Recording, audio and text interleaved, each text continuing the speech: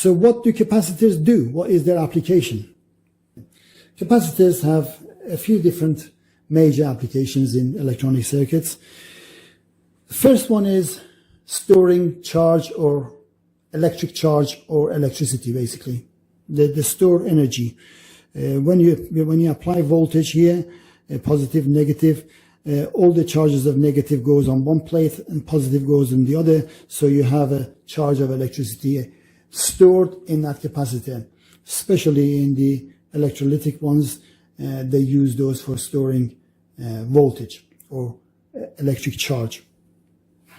And what do they do with that? They use it for flashing circuits, for flashing lights, for stable or monostable circuits, for signal generators, for all sorts of things, and that is why they need this storing of energy, and so they can release that in a shorter period of time to get a massive amount of energy released into, let's say, a light bulb, and that gives a massive light suddenly for cameras, for those kind of things. That's just an example.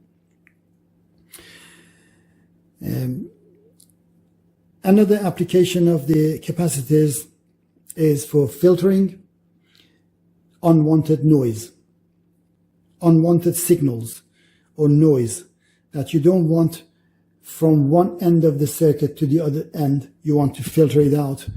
The capacitors are there to do that job. What they do, capacitors basically conduct AC. AC passes through a capacitor, but DC, that is a fixed voltage, which we discussed in the previous module, doesn't go through from one end of capacitor to the other, which is why you use these for filtering.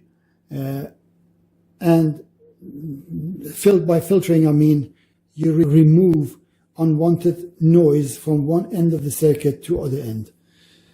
Examples can be in radio tuners, the same as I just mentioned in that radio again.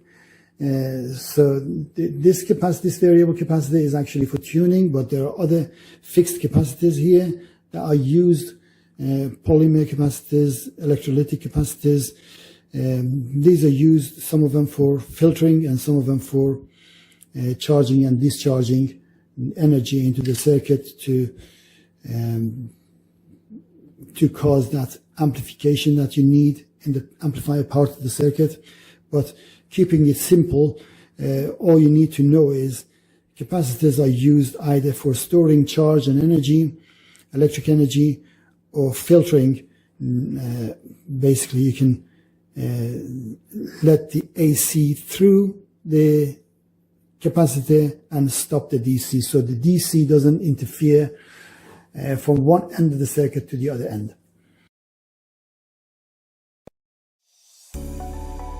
I just wanted to give you a quick introduction to the course and myself, so you can put a face on the name